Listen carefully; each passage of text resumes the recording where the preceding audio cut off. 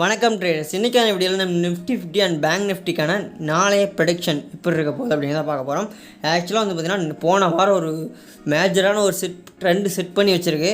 அந்த trend break out or break down நடந்ததுன்னா நிஃப்டியும் சரி பேங்க் நிஃப்டியும் சரி மிகப்பெரிய ஃபால் ஆர் கெயின் ஓகேங்களா, ரைஸ் நடக்க போகுது ஓகேங்களா.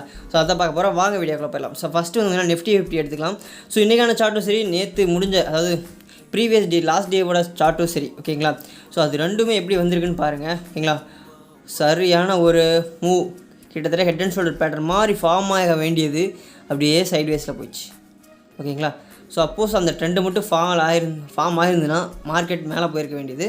பட் ஆனால் அது ஒரு சேஞ்சஸ் நடந்துருச்சு ஓகேங்களா. ஸோ இப்போ வந்து பார்த்திங்கன்னா நம்ம 1 day டைம் ஃப்ரேமில் வச்சு ஃபஸ்ட்டு என்ன நடந்திருக்கு அப்படின்னு பார்த்துக்கலாம் ஓகேங்களா. ஸோ நம்ம முன்னாடியே சொல்லியிருந்தோம். ஸோ இந்த இடத்துல வந்து பார்த்திங்கன்னா ஒரு வந்து பார்த்திங்கன்னா அக்குமுலேஷன் நடந்துகிட்டு இருக்குது அப்படின்னு சொல்லிட்டு ஓகேங்களா. ஸோ கிட்டத்தட்ட பார்த்திங்கன்னா ஒரு டபுள் டாப் ஃபார்ம் ஆகிருக்கு, டபுள் பாட்டமும் ஃபார்ம் ஆகிருக்கு ஓகேங்களா. அக்குமுலேஷனில் இருக்குது. கரெக்டாக ஒரு ஸ்விங்கு மாதிரி நடந்து போயிட்டுருக்கு சிக்ஸாக்காக ஓகேங்களா.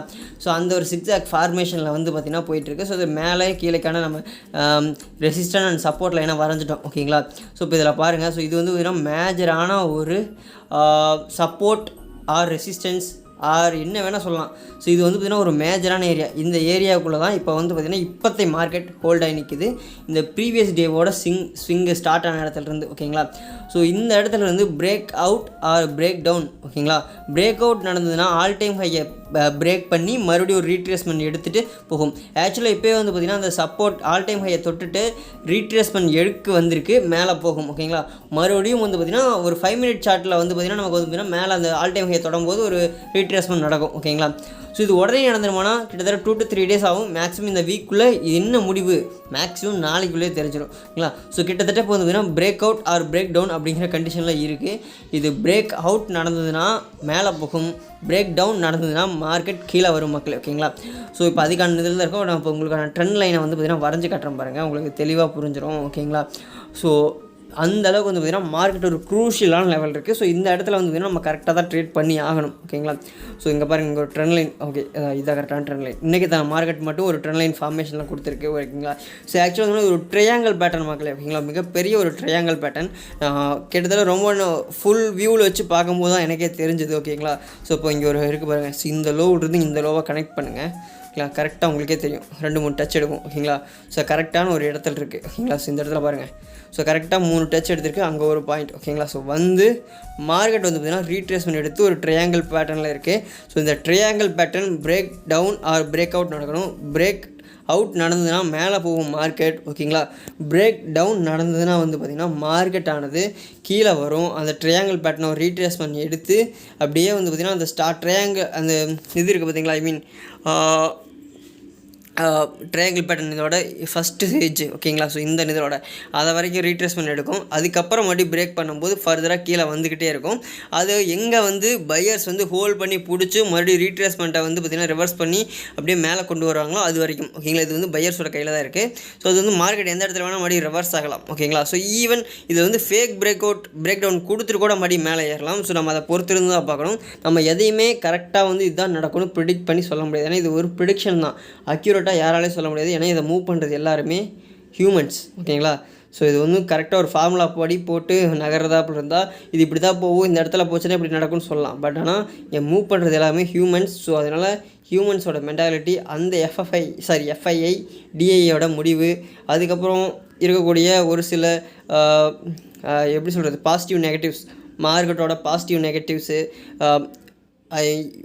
அதர் கண்ட்ரிஸோட மார்க்கெட். ஸோ இதெல்லாம் தான் ஓகேங்களா. ஸோ இப்போ ஃபர்தராக மேலே போகுது அப்படின்னா வந்து ரெசிஸ்டன்ஸ் ஜோன்ஸ் வந்து பார்த்திங்கன்னா இதுதான் ஓகேங்களா. இது பிரேக் அவுட் நடக்கும்போது மேலே போச்சுன்னா 570, அடுத்து வந்து 690, 780 ஓகேங்களா. ஸோ இந்த லெவல்ஸ் எல்லாம் ஒரு குறிப்பிட்ட ஒரு சூப்பரான ஒரு இம்பார்ட்டண்டான ஒரு லெவல்ஸாக இருக்கும் ஓகேங்களா. ஸோ உங்களுக்கு முடிஞ்ச வரைக்கும் மார்க் பண்ணியிருக்கேன் ஓகேங்களா.